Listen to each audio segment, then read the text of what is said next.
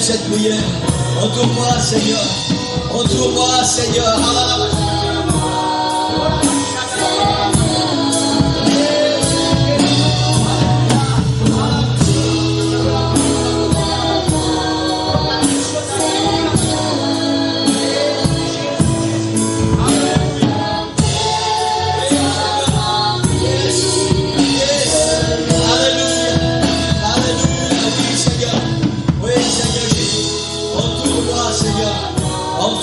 Seigneur Jésus, entoure-moi Seigneur. Oh, alléluia, alléluia, alléluia. Ta gloire à toi.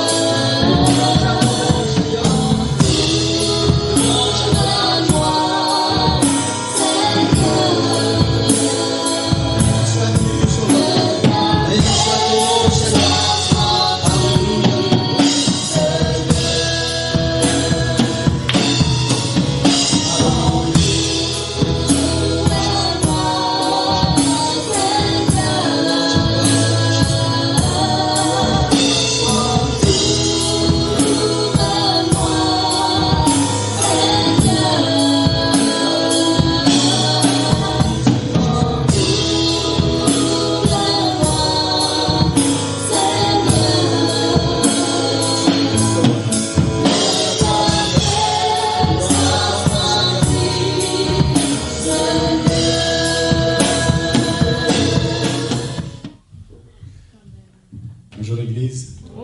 Que Dieu vous bénisse. C'était une semaine particulière pour moi et ma famille, avec toute cette histoire de Covid et tout ça. Et ça m'a travaillé tout au long de la semaine, autant avec les collègues au travail. C'était une ambiance vraiment contractée. C'était dur à se concentrer sur ce qu'on avait à faire professionnellement, et puis on pensait à nos familles, on pensait à notre santé et tout ça. Et un jour de la semaine ici, je devais aller faire des piqûres que je dois faire pour une urticaire chronique, que je dois faire chaque mois, et que j'espère que Dieu va me toucher et que je vais échapper à ça. Ça fait plus d'1 an maintenant, je dois faire ça chaque mois. Et, je veux échapper à ça, et alors, sur le retour, j'ai dit, Seigneur, il faut que tu arrêtes ça. Il faut qu'à un moment donné, ça cesse, parce que ça devient vraiment lourd à porter, et je sais que Dieu, il teste ses enfants, il veut savoir où est-ce on est avec lui et tout ça. Et lui, il sait où on est, mais nous, on ne sait pas. C'est ça le problème. Parce qu'il faut dire ce qu'il est, c'est pas moi qui ai trouvé Jésus, c'est Jésus qui m'a trouvé. Amen. Et en fait, quand je suis revenu de l'hôpital, à un moment donné, ça m'a pris vraiment au cœur, et je me suis arrêté sur le bas-côté de la route. Et il y a une mélodie qui me fredonnait dans l'esprit, quelque chose qui venait, qui devait sortir. Et j'ai toujours ma Bible, que je viens ici à l'église, j'ai toujours dans ma voiture, j'ai une autre Bible dans la maison. Et je prends la Bible que je suis avec ici, et je prends le bic, je prends un papier, et je commence à fredonner une petite mélodie, et puis coucher quelques petites phrases sur le papier, et puis voilà, c'est comme ça que ça a pris vie, une petite chanson pour la gloire du Seigneur, car on veut faire tout pour sa gloire. Et voilà, donc je vais rendre grâce au Seigneur pour toute la protection qu'il nous donne, pour nous, pour notre famille, pour nous, notre Église, pour tous les enseignants, pour tous nos enfants, pour tous ceux qui nous entourent, qu'on veut que Dieu les touche, que Dieu les change, que Dieu les transforme, et qu'on doit prendre comme témoignage que Dieu est unique et c'est Jésus, et qu'il est invaincu, et que c'est grâce à lui qu'on est là. Amen. Alléluia. Je vais faire de mon mieux, musicalement c'est comme ça. Tu es mon Dieu, tu es le Père, tu es l'espoir dans mes prières. Tu es mon Dieu, tu es le roi, Tu es celui en qui je crois. Un Dieu de grâce, un Dieu d'amour, un Dieu qui m'aimera pour toujours. Un Dieu de grâce, un Dieu d'amour, un Dieu qui m'aimera pour toujours. Grâce à toi je vis, grâce à toi je vis, grâce à toi je vis mon Seigneur. Grâce à toi je vis, grâce à toi je vis, grâce à toi je vis mon Seigneur. Dans ce monde plein de péchés, la lumière de Jésus a percé. C'est lui qui t'amène à la vie et te bâtit du Saint-Esprit. Un Dieu de grâce, un Dieu d'amour, un Dieu qui m'aimera pour toujours. Un Dieu de grâce, un Dieu d'amour, un Dieu qui m'aimera pour toujours. Grâce à toi je vis, grâce à toi je vis, grâce à toi je vis mon Seigneur. Grâce à toi je vis, grâce à toi je vis, grâce à toi je vis mon Seigneur. Quand j'ai connu la tristesse, j'ai senti ta main pleine d'allégresse. Tu m'as touché et j'ai connu un Dieu unique et invaincu.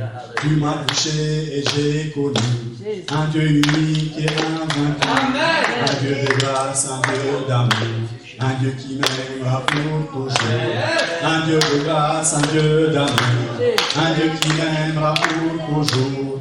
Grâce à toi je vis, grâce à toi je vis, grâce à toi je vis mon Seigneur. Grâce à toi je vis, grâce à toi je vis, grâce à toi je vis mon Seigneur. Tu es mon Dieu, tu es le Père, tu es l'espoir dans mes prières. Tu es mon Dieu, tu es le roi, tu es celui en qui je crois. Un Dieu de grâce, un Dieu d'amour, un Dieu qui m'aimera pour toujours. Un Dieu de grâce, un Dieu d'amour, un Dieu qui m'aimera pour toujours. Grâce à toi je vis, grâce à toi je vis, grâce à toi je vis mon Seigneur. Grâce à toi je vis, grâce à toi je vis, grâce à toi je vis mon Seigneur. Alléluia Jésus, alléluia Jésus, alléluia Jésus, alléluia Jésus, alléluia Jésus, alléluia Jésus, alléluia Jésus, alléluia Jésus, alléluia Jésus, alléluia Jésus, alléluia Jésus, alléluia Jésus, alléluia. Alléluia. Alléluia. On a chanté ce chant tout à l'heure, une nouvelle saison. Un jour nouveau, quelque chose de nouveau. Amen. Et c'est vraiment la pensée de la parole du Seigneur ce matin. D'une autre manière, mais c'est la pensée de la parole du Seigneur ce matin. Et le titre de la prédication aujourd'hui, c'est Dieu peut-il dresser une table dans le désert? C'est tout ce que j'ai eu en début de semaine. Quand j'ai dit, Seigneur, c'est quoi la parole pour dimanche prochain, pour moi, pour l'Église? C'est tout ce que le Seigneur m'a donné. Dieu peut-il dresser une table dans le désert? Et après, j'ai dû travailler avec le Seigneur dans la prière, dans la lecture de la parole du Seigneur pour apporter la prédication pour ce matin. Amen. Dieu peut-il dresser une table dans le désert? Maintenant, on va voir dans le contexte, dans les versets que nous allons lire, qu'il s'agit littéralement de nourriture, quand ces phrases, ces mots ont été prononcés. Mais ça va beaucoup plus loin que ça, quand ça concerne l'Église. Amen. Dieu peut-il dresser une table dans le désert? Ça veut dire, Dieu peut-il faire quelque chose là où il est impossible de faire quelque chose? Dieu peut-il changer les situations quand les situations sont inchangeables? Dieu peut-il agir quand personne ne peut plus rien faire? Amen, c'est ça la question. Dieu peut-il dresser une table dans le désert? Ça veut dire que dans le désert où nous nous trouvons parfois, quel qu'il soit, la maladie, les finances, les problèmes familiaux, les problèmes de travail, peu importe les problèmes de famille, problèmes de couple, je ne sais pas. Peu importe le désert dans lequel nous nous trouvons. La question ce matin est celle-ci: Dieu peut-il dresser une table dans le désert? C'est-à-dire, Dieu est-il capable de changer la situation et sur cette table, je vais recevoir la réponse. Amen. Amen. Amen. Si vous croyez cela, que Dieu est capable de dresser une table dans votre désert, vous êtes des hommes et des femmes bénis. Bénis. Alléluia. Parce que c'est la parole de Dieu. Et la Bible dit que tout ce que Dieu dit, il le fait. Alléluia. Il suffit juste de croire dans sa parole. Et ça s'appelle la foi. Amen. Alléluia. Alléluia. Psaume chapitre, j'allais dire 78. Excusez-moi les gars. Psaume chapitre 78, verset 13 jusqu'à 22. Il fendit la mer. Donc il est parlé de ce que Dieu a fait quand le peuple d'Israël est sorti de l'esclavage. Il fendit la mer et leur ouvrit un passage. Il fit dresser les eaux comme une muraille. Il les conduisit le jour par la nuée et toute la nuit par un feu éclatant. Il fendit des rochers dans le désert et il donna à boire comme des flots abondants. Du rocher, il fit jaillir des sources et couler des eaux comme des fleuves. Mais ils continuèrent à pécher contre lui, à se révolter contre le Très-Haut dans le désert. Ils tentèrent Dieu dans leur cœur en demandant de la nourriture selon leurs désirs. Ils parlèrent contre Dieu, ils dirent, Dieu pourrait-il dresser une table dans le désert? Voici, il a frappé le rocher et des eaux ont coulé et des torrents se sont répandus. Pourra-t-il aussi donner du pain et fournir de la viande à son peuple? L'Éternel entendit et il fut irrité. Un feu s'alluma contre Jacob et la colère s'éleva contre Israël parce qu'ils ne crurent pas en Dieu, parce qu'ils n'eurent pas confiance dans son secours. Amen, alléluia, alléluia. Seigneur, merci pour ta parole ce matin. Merci pour ta présence dans ce lieu, Seigneur, pour tout ce que tu as déjà fait. Seigneur, tu es merveilleux, tu es le Dieu merveilleux, Seigneur. Tu es un Dieu invaincu et tu es vraiment tellement extraordinaire pour chacun de nous, Seigneur. Merci pour ta parole, Seigneur, qu'elle puisse pénétrer nos cœurs ce matin. Oint ton serviteur, Seigneur Jésus, pour que ce soit vraiment ta parole qui sort de ma bouche. Et oint chacun de nos cœurs pour que nous puissions la recevoir, Seigneur, et vraiment entrer à cause de ta parole dans une nouvelle saison ce matin. Saisir une nouvelle dimension spirituelle qui va nous aider à marcher, à grandir avec toi. Merci Seigneur Jésus, nous prions en ton nom, dans le nom de Jésus. Amen. Amen. Vous pouvez prendre place. Alléluia. Alléluia. Je vais devoir prêcher très vite ce matin, le temps passe vite. Amen. L'histoire du peuple d'Israël est une histoire assez mouvementée et particulière. Elle débute avec Abraham et sa femme, Sarah, qui est stérile.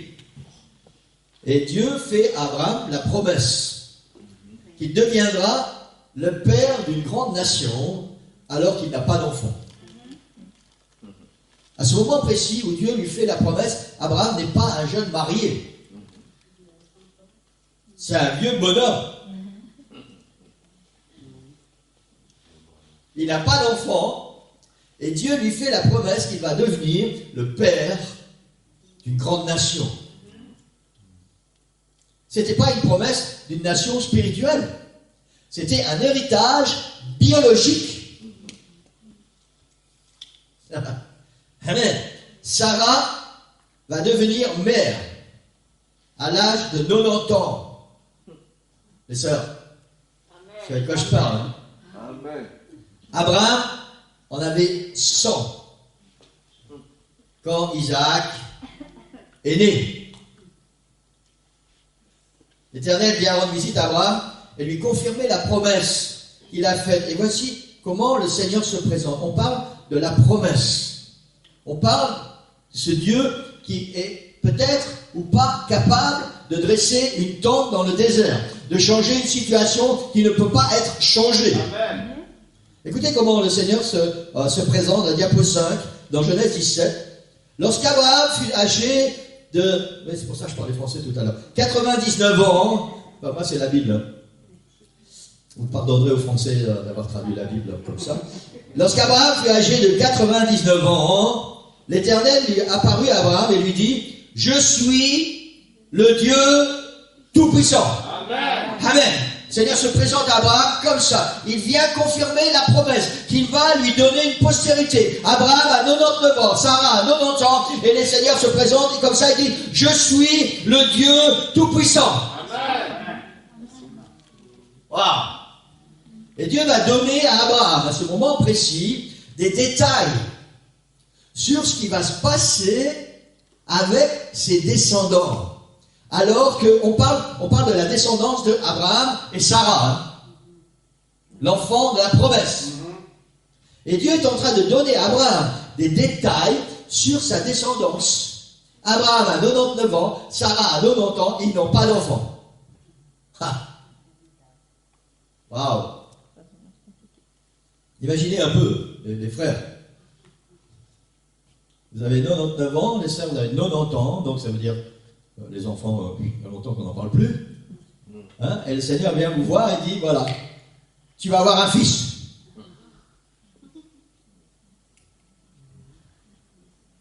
Dieu va lui donner des explications sur une descendance qu'il n'a pas. Diapo 6. Genèse chapitre 17, toujours. Dieu dit à Abraham, tu ne donneras plus à Sarai, ta femme, le nom de Sarai, mais son nom sera Sarah. Je la bénirai et je te donnerai d'elle un fils. Je la bénirai, elle deviendra des nations, des rois de peuples sortiront d'elle. Alors on connaît tous l'histoire. Tout le monde ici connaît sa Bible. Et on connaît ça par cœur. Mais essayez un peu de vous mettre dans la peau d'Abraham et de Sarah, à ce moment précis. Depuis le temps, parce qu'il y a longtemps qu'Abraham a reçu la promesse. Et il a cru à cette promesse. Mais le temps a passé. Et maintenant, Abraham pense, comme certainement chacun de nous aurions pensé que c'est trop tard. La preuve, c'est qu'au verset 17, Abraham tomba sur sa face, il y a pas ça. Abraham tomba sur sa face, il rit. Donc, il s'est caché en fait. Hein. Il a mis sa face par terre et il a rigolé pour pas que le Seigneur voie qu'il était en train de rire. Il se moquait du Seigneur en fait. Il rit et dit en son cœur, naîtrait-il un fils à un homme de 100 ans? Et Sarah, âgée de 90 ans, enfanterait-elle? Et le Seigneur a entendu ce qu'Abraham a pensé, parce qu'il a pensé tellement fort.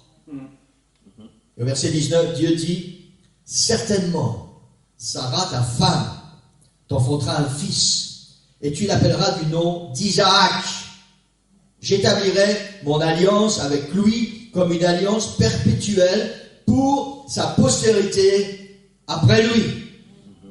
Alors la question qui vient maintenant est celle-ci. Dieu peut-il faire qu'une femme et un homme usés tous les deux aient un enfant? Dieu peut-il dresser une table dans le désert? Et la réponse est oui. Amen.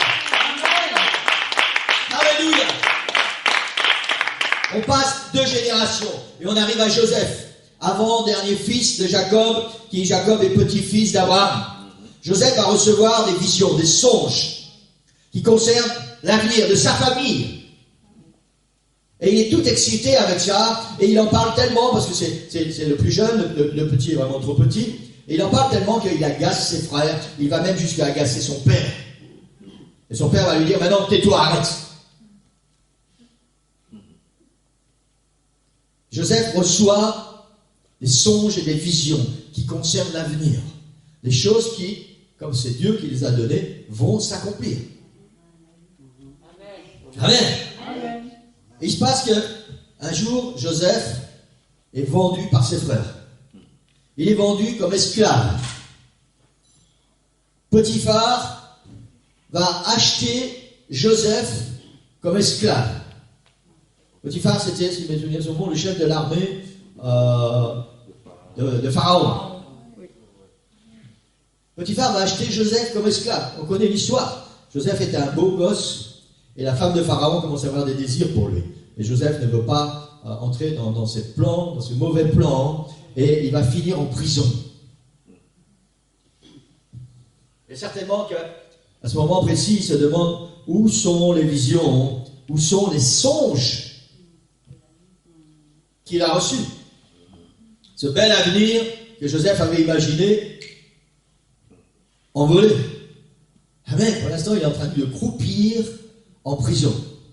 Amen. Alors la question qui vient maintenant est celle-ci. Dieu peut-il délivrer Joseph? Dieu peut-il dresser une table dans le désert de Joseph? Et la réponse est encore oui. Amen. Amen. Alléluia. Joseph va interpréter le songe de Pharaon, que personne n'est capable de faire. Joseph va interpréter le songe de Pharaon. Par là, il va révéler qu'il a en lui l'esprit du Dieu Tout-Puissant. Et il va être sorti de sa prison et il va devenir le premier ministre d'Égypte. Et parce qu'il devient le premier ministre d'Égypte, il va sauver sa famille de la famine et peut-être d'une mort certaine. Amen. Amen. Gloire au Seigneur. Alléluia. Alléluia. Un peu moins de 400 ans plus tard. Alors que ce peuple, tous ces descendants d'Abraham, sont devenus les esclaves des Égyptiens. Dieu va intervenir pour les libérer par l'intermédiaire de Moïse. Ils vont voir des miracles que personne n'a encore vus. Alléluia. Ils vont voir des choses extraordinaires. Ce qui va se passer, c'est que le Seigneur envoie Moïse avec Aaron. Ils vont faire des signes et des prodiges. Au début, les magiciens, le Pharaon, ils suivent. Ah, toi tu fais ça, Moïse, par l'Éternel? Nous aussi on peut faire. Jusqu'à un certain moment. Un moment où plus personne ne peut concurrencer ce que Dieu fait. Il y a un moment où c'est seulement Dieu qui est capable de faire les choses. Alléluia. Église, c'est très important. Pour nous, c'est très important. Ça veut dire qu'il y a un moment où le diable est stoppé. Il ne peut plus rien faire. Pendant un certain temps, il va essayer de faire. Il va essayer d'imiter Dieu. Il va essayer de nous faire croire les choses. Mais il y a un moment où il est stoppé. C'est fini. Il n'a plus de pouvoir. Il n'a plus d'autorité. Il n'a plus de puissance. C'est ça que la Bible dit. Alléluia. Il y a un moment, les magiciens, les pharaons ne peuvent plus rien faire. Alléluia. Alléluia. Alléluia. Alléluia. Alléluia. Il s'est chanté tout à l'heure, tu es le Dieu invaincu. Alléluia. Il s'est présenté à Abraham comme le Dieu tout-puissant. Le Dieu tout-puissant. Nous sommes dans la descendance d'Abraham. Et il est toujours ce même Dieu. Le Dieu tout-puissant. Alléluia. Alléluia. Il dit, je ne sais pas où tu es né dans ton désert. Je ne sais pas où le diable parfois essaie de t'emmener. Mais il y a un moment où il devra arrêter. Il n'a plus de puissance. Il n'a plus de force. Alléluia. Qu'est-ce qui se passe dans ta vie aujourd'hui? Alléluia. Je suis le Dieu tout-puissant. Alléluia. Alléluia. Alléluia. Alléluia.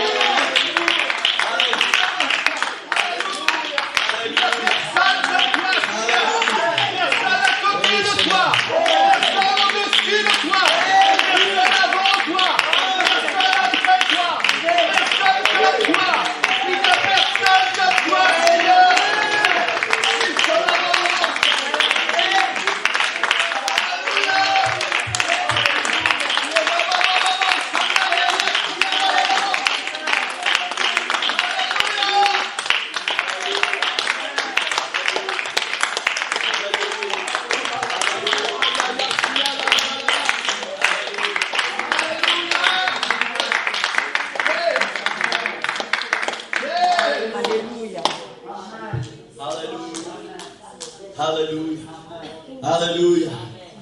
Alléluia. Alléluia. Alléluia. Alléluia.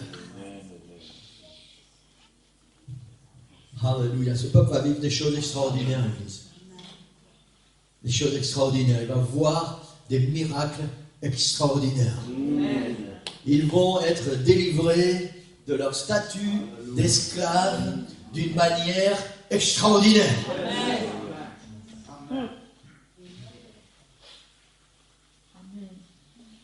Alors la question qui vient maintenant, celle-ci, est-ce que Dieu est capable de te sortir de ta situation d'esclavage?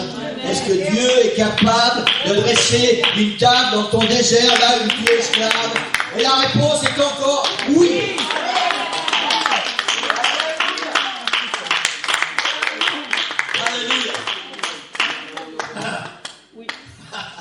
Alléluia. Alléluia. Alléluia. Ce peuple sort du pays d'Égypte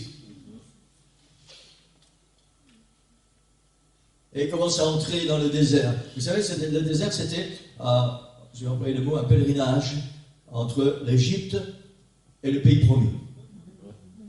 C'est un petit voyage en fait. Il a duré longtemps parce qu'ils n'ont pas été obéissants, mais au départ, c'était un petit voyage entre la sortie de l'esclavage et l'entrée en possession des promesses. Et dès que ce peuple sort d'Égypte, ce pharaon, il se réalise, il dit, mais qu'est-ce qu'on a fait? On a laissé partir nos esclaves, c'est eux qui construisaient nos villes, toutes les constructions, les grandes constructions de Pharaon, c'est les Hébreux qui ont travaillé pour ça. Et il se rend compte, il dit, mais qu'est-ce qu'on a fait? Alors il réunit toute son armée, il réunit tous ses chars, et il se lance à la poursuite de ce peuple. Parce qu'il dit, non, on va pas laisser partir, on va les récupérer. Et ce peuple arrive face à la mer. Et il regarde derrière, et qu'est-ce qu'il voit? L'armée de Pharaon. Et là, ce peuple commence à désespérer. Il dit, qu'est-ce qui va se passer maintenant? Et il commence à se plaindre, il commence à gémir. Et le Seigneur parle à Moïse, il dit, dis à ce peuple, restez tranquille, vous allez voir aujourd'hui la délivrance que l'Éternel va vous donner. Alors la question ici est encore celle-ci, est-ce que dans ce désert où tu es coincé, tu ne peux pas aller devant et tu ne peux plus revenir en arrière, est-ce que Dieu est capable d'accomplir un miracle? Est-ce que Dieu est capable de dresser une table là où il semble que ta situation est complètement bloquée? Rien devant, rien derrière. Et la réponse est, encore une fois, elle est oui. Dieu dit à Moïse, étends ton bâton, ouvre la mer, et le peuple est passé dans la mer à sec. Et le Seigneur s'est occupé de ses poursuivants. Alléluia. Alléluia. C'est une des tables dans le désert.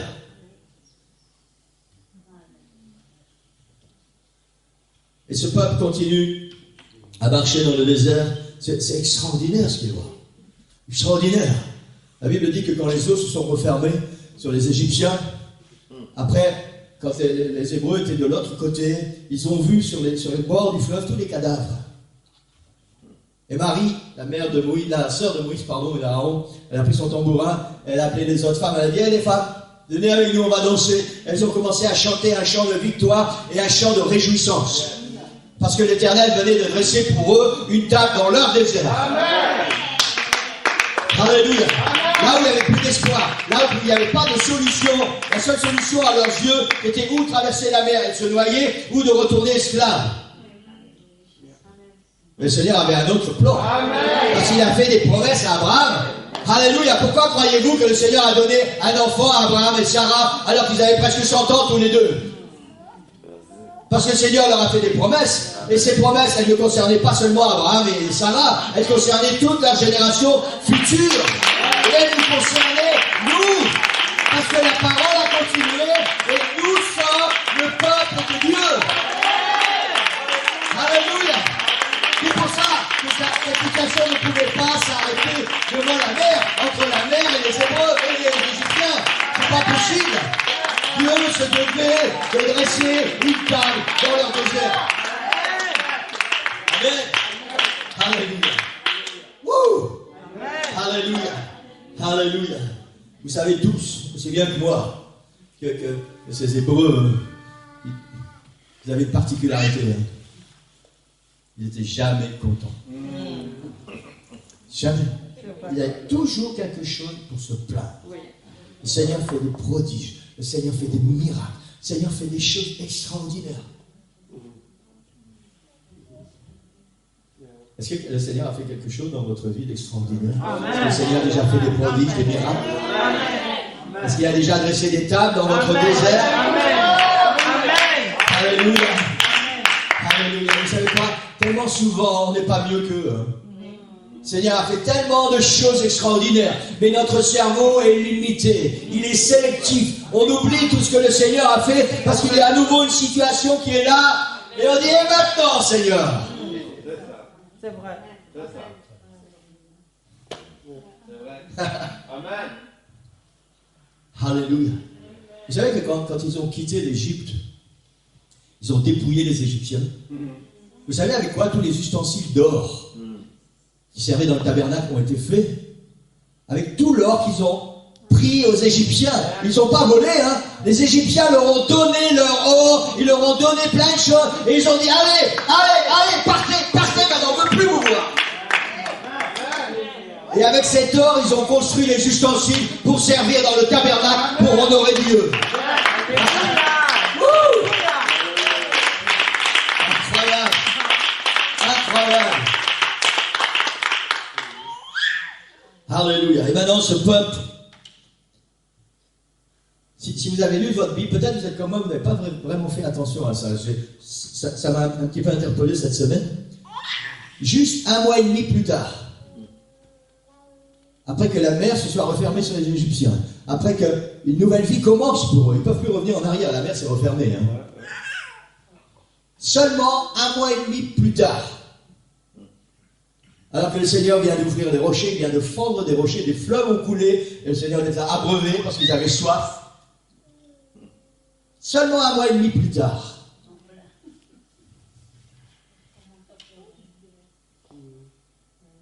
alors ils disent ceci, Dieu pourrait-il dresser une table dans le désert? 1 mois et demi plus tard, le Seigneur a fait tellement de choses extraordinaires. Vous savez ce qu'ils font? Ils regrettent l'Égypte où ils étaient esclaves. Ils disent à Moïse, est-ce que Dieu dans ce désert peut nous donner de la viande? Est-ce qu'il peut nous donner du pain? Parce que là-bas en Égypte, peut-être on était esclaves, mais on était assis à côté des pots de viande, on avait du pain autant qu'on en voulait. Alors est-ce que Dieu dans le désert peut lui nous donner du pain et de la viande? Alors c'est facile pour nous de critiquer les Hébreux, de dire mais ils sont pas possibles ces gens-là. Après tout ce qu'ils viennent de voir. Mais tellement souvent, nous agissons de la même façon. Le Seigneur a fait des choses extraordinaires dans notre vie. Alléluia. Alléluia. Alléluia. Des choses qu'on ne peut même pas imaginer. Même pas imaginer. Il y a des choses qu'on ne peut même pas dire. Parce que ça doit rester secret. Est-ce que vous savez, Église, j'ai déjà apporté ce témoignage, est-ce que vous savez que Dieu a envoyé un ange dans une grande société, une firme, je ne vais pas dire une multinationale, mais oui, presque, multinationale, juste à cause de Sœur Nicole et moi, parce qu'on avait un problème financier. Dieu a envoyé un ange qui a chipoté dans les ordinateurs et...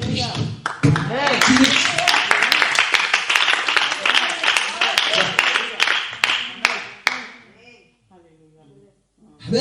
Amen. Le Seigneur a fait des choses tellement extraordinaires. Amen. Il a fait des choses tellement extraordinaires pour toi, pour chacun de nous ce matin. Et tellement souvent, quand une nouvelle situation se présente, alors on pose la même question.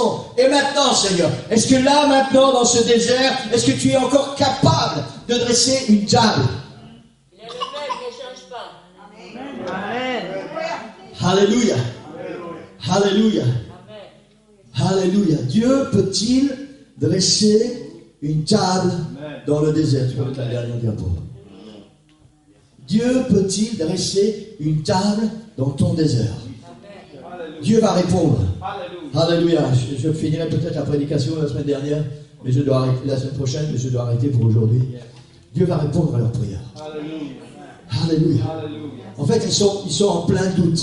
La façon dont ils vont le faire n'est pas bien. Mais on ne va pas s'arrêter à ça ce matin. Ils posent cette question. Dans ce désert, après que le Seigneur ait fait tous les miracles qu'il a fait, après qu'il ait ouvert les rochers quand on avait soif et qu'il a fait couler de l'eau comme des fleuves, est-ce que dans ce désert, le Seigneur est capable de nous donner du pain? Est-ce que dans ce désert, le Seigneur est capable de nous donner de la viande? Parce qu'il voulait du pain et il voulait de la viande. Et la réponse, encore une fois, est oui. Alléluia. Parce que Dieu a parlé à Moïse et il a dit, je vais leur donner du pain et je vais leur donner de la viande. Et le soir même, le Seigneur a répondu à cette prière. Le soir même, ils avaient de la viande et le lendemain matin, ils avaient du pain. Et c'était bien plus que du pain. La Bible dit que dans le désert, le Seigneur leur a donné la manne pendant 40 ans, la nourriture des anges. C'était bien plus que ce qu'ils pouvaient espérer. Alors à cette question, Dieu est-il capable? Dieu peut-il dresser une tente dans mon désert? Dieu peut-il me fournir du pain dans mon désert? Dieu peut-il me fournir de la viande dans mon désert? La réponse est toujours oui. Elle est toujours oui. Pour ceux qui parlent de se lever ce matin, alléluia. Je ne sais pas quel est ton désert ce matin. Alléluia. Je ne sais pas depuis combien de temps, peut-être combien d'années tu es dans ton désert. Et si tu te poses la question ce matin, Dieu peut-il dresser une table dans mon désert? Ça veut dire, Dieu peut-il répondre à mon besoin? Dieu peut-il répondre à mon problème? Dieu peut-il prendre soin de moi et changer ma situation? Alors la réponse est oui. Oui. Le Seigneur veut le faire. Non seulement il peut le faire, mais il veut le faire. Tout ce que tu as à faire, c'est de croire. De croire. Le Seigneur a envoyé la manne et le Seigneur a envoyé de la viande pour des milliers de personnes dans le désert. Dans le désert, là où on ne peut pas avoir de la viande, là où on ne peut pas avoir du pain, Dieu a envoyé de la viande et du pain dans le désert. Ça veut dire que rien n'est impossible au Seigneur. Quoi qu'il se passe dans ta vie, peu importe ta situation, peu importe si les choses te semblent tellement grandes que tu peux penser, Seigneur, là maintenant je crois que maintenant tu ne peux plus rien faire, c'est fini. Dieu peut encore faire quelque chose. Il peut dresser une table dans ton désert. Tout ce que tu dois faire, c'est lui faire confiance. Alléluia. Croire dans sa promesse. Croire qu'il va le faire. Il va le faire. Alléluia. Alléluia. Je vais que vous puissiez prendre quelques instants dans la prière maintenant. Exposez votre situation au Seigneur. Oh, je sais bien qu'il la connaît. Et vous savez très bien que le Seigneur connaît votre situation. Bien sûr qu'il connaît la situation. Et il a besoin que tu parles avec lui maintenant. Il a besoin que tu lui dises, voilà Seigneur, tu vois mon désert. Là, c'est ça mon désert. Et tu le sais Seigneur. Tu sais quel désert je traverse.